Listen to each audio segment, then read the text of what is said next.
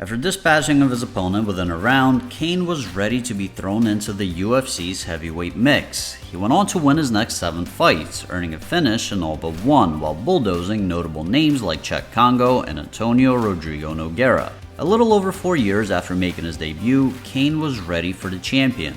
This was a weird time in the UFC's heavyweight division. The man at the top was Brock Lesnar, a former pro wrestler with less than ideal skills that were made up for by raw power and athleticism. After losing by knee bar to Frank Mir in his debut, he managed to rack up 4 wins, in the process avenging his loss to Mir and becoming champion by beating legendary Randy Couture. Brock was popular, but some fans, including yours truly, felt that somebody who was a pro wrestler just a few years prior to winning the heavyweight title made the skill level in the UFC look like a complete joke. But he was a Division I All-American, Greg. Read up on his history. It's real ignorant. Yeah, okay, I know, whatever. That's not the point. The point is that while Cain was a plus 155 underdog going up against Brock, there were people like myself out there who really banked on him beating up the clumsy, unskilled, but incredibly strong and athletic Brock Lesnar. And spoiler alert, Cain whooped his ass, and I was pretty damn happy. And I wasn't the only one.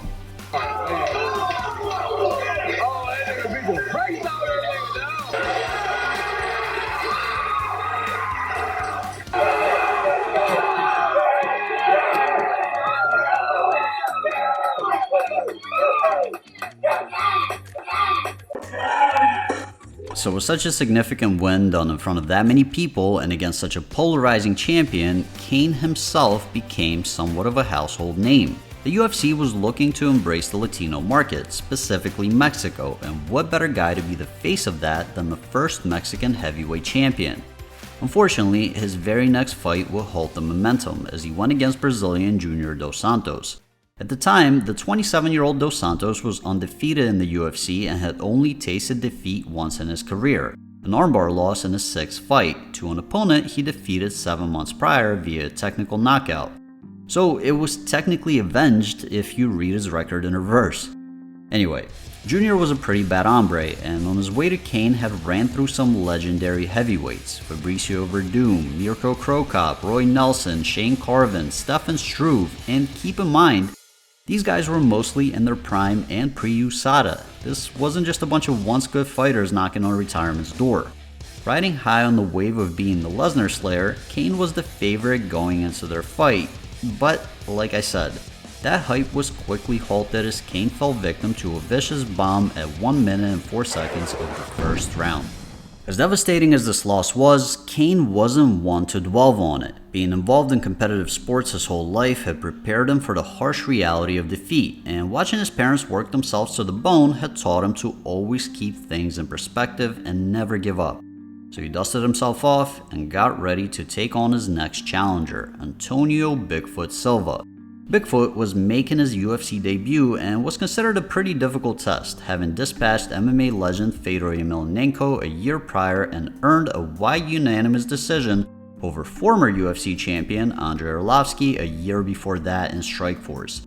His last fight and loss, however, was to Cain's teammate Daniel DC Cormier, and perhaps it was this fact that made Bigfoot a relatively heavy underdog against Cain.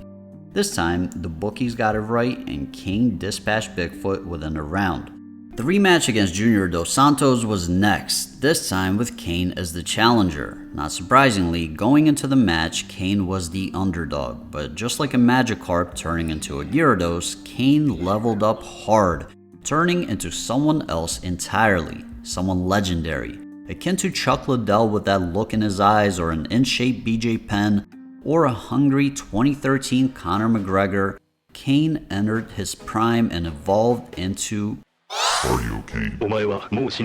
He beat Dos Santos up and down the octagon for 5 rounds to earn back his title in a unanimous decision victory, and in the process became the first fighter in UFC history to post triple digits in significant strikes landed and double digits in takedowns landed in a single fight, landing 111 significant strikes and 11 takedowns.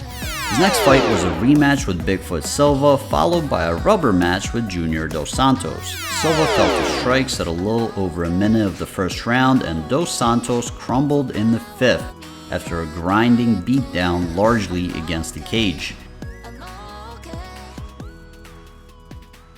This was the height of Cain's MMA career. He was looked at as one of the greatest heavyweights ever, and fans were borderline dismissive of any potential challengers. His next opponent was slated to be Brazilian Jiu-Jitsu wizard Fabricio Verdum. But first, the two will go head-to-head as coaches of the Ultimate Fighter Latin America, with Cain representing Team Mexico and Verdum repping Team rest of Latin America, I suppose. The show itself was the UFC's attempt at seizing the Hispanic market and was preceded by the launch of the UFC's Latin America Developmental Program in 2012. There were two prospects you may recognize on the show as well, Yair Rodriguez, who ended up winning the finale, and Mr. Sean O'Malley Slayer himself, Marlon Cheetah Vera. At the finale, the two coaches were supposed to face off for the title, but unfortunately, Cain had to pull out due to a torn meniscus and sprained MCL in his right knee. Verdum would end up facing off against Mark Hunt and beating him by a technical knockout in round 2. 7 months later, the fight would be rescheduled for UFC 188.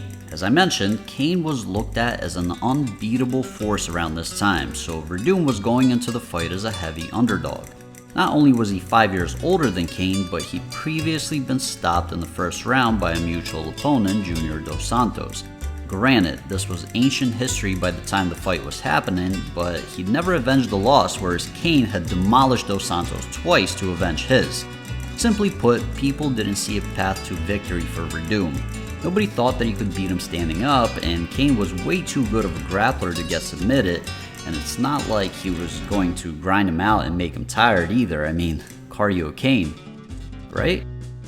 Well, as it often tends to happen in MMA, Verdum ended up beating Cain in the most unlikely way possible. He put a pace on him that made him tire out and succumb to a guillotine choke in round 3. The worst part, the fight was held in Mexico City, in an arena filled with fans excited to see the first Mexican champion do his thing. Ironically enough, Cain would later cite the location as the main reason for the loss, claiming that he was unprepared for the high elevation, only having moved his camp there 2 weeks before the fight, while Verdum had been there for more than a month.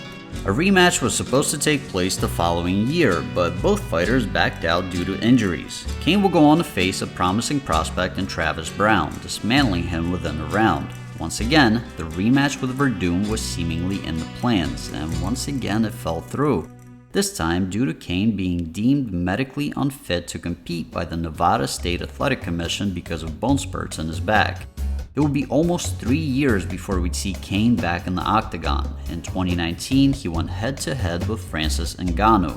Once again, Cain went into the fight as the favorite. Wrestling and cardio was looked at as Ngannou's Achilles heel, and Cain was a master of both. And as it historically tended to happen when he was the favorite, Cain got finished. Despite signing a 4-fight contract, this would be the last appearance in the UFC for Cain as a competitor. In October of 2019, he officially retired from mixed martial arts. Even without the loss to Ngannou, 2019 was a very tough year for him. Both his brother and his mother passed away within a month of one another. The cause of their deaths was not revealed, but Cain has said that the passing of his brother was much more traumatic, unexpected, and something that he and his wife witnessed firsthand. In order to deal with his grief, Cain decided to turn to an unorthodox treatment in psychedelic, mind-altering substances. So I got the opportunity last year to go ahead and try some of these psychedelics. So a year before that, before I did that, I had my mom pass away, my brother passed away. But my brother, the way he passed away was much more like traumatic for me, for my wife, because it started at home. And we saw all of it, so, and I couldn't be there for him. No one could be there for him at that moment. It happened on the anniversary of his death. So that's when I went to go try these. And I didn't know what I was looking for or if I was looking for anything. I really just focused on my brother, my mom at the time, when I first I tried ayahuasca, and the only thing that was between us that lasted, that was there, was love. Between me, my mom, between me, my brother, it was just love. Like, we just fucking love each other, and that was still there. I lost my brother in the way that we lost him, but that love that was still there is still there, and that's all that mattered. That I know he is okay, that we did love each other, and we still do. I really don't know where I'd be if I didn't get an outlet for that. Cain also decided to try his luck at another sport he grew up loving, professional wrestling. After a brief stint in Lucha Libre AAA worldwide, where he got to show off some pretty surprising moves, he was recruited by the WWE as an opponent for an old friend. After a successful storyline that saw Lesnar get his revenge, Cain was let go in April of 2020, partially due to the pandemic, but also due to the lack of creative angles that he could potentially be a part of post-Lesnar. He returned to AAA in December of 2021 to rave reviews, but that would be the last time we'd see him in the Square Circle, or anywhere. New at 11, we're getting a first look at the mugshot of a well-known mixed martial arts champion arrested in a shooting. San Jose police arrested two-time UFC heavyweight champion and WWE star Cain Velasquez. He's facing attempted murder charges, though police are not yet revealing a motive. Shooting happened yesterday afternoon on Bailey Avenue near Monterey Road. San Jose police say one man was shot and hospitalized with non-life-threatening injuries. Velasquez was born in Salinas, but has lived for years in the South Bay. Allegedly, Cain's son was sexually abused by Harry Gularte Jr. at a daycare operated by his mother and stepfather. After seeing that Gularte was let out on bail, Cain decided to take justice into his own hands. He chased down the vehicle carrying all three members of the Gularte family and fired into the window, intending to hit Harry. He missed the intended target and instead hit the stepfather, causing non-life-threatening injuries. The response to the incident was almost overwhelmingly in support of Cain, with people empathizing with the difficult situation he found himself in. Many stated that they would have done the same exact thing in his shoes. His lawyer, Mark Geragos, presented 37 letters of support that included names like UFC President Dana White, Daniel Cormier, Khabib Nurmagomedov, Henry Cejudo, and even former opponent Fabricio Verdum. In spite of that, Cain was denied bail twice, with the judge citing reckless disregard for human life, and still sits behind bars to this day, awaiting an attempted murder sentence that could place him in jail for the rest of his life. Cain's fighting career has been defined by great lows followed by even greater highs. Every time he fell down, he seemed to always gather himself and get back up. In real life, however, the things that are sometimes thrown at you are simply unfair and out of your control. A man's alleged predatory actions landed another man behind bars and left his traumatized children without a father. Not a bad man, according to those that know him. On the contrary, a great man. Sometimes the story doesn't have a happy ending. Sometimes life is simply unjust.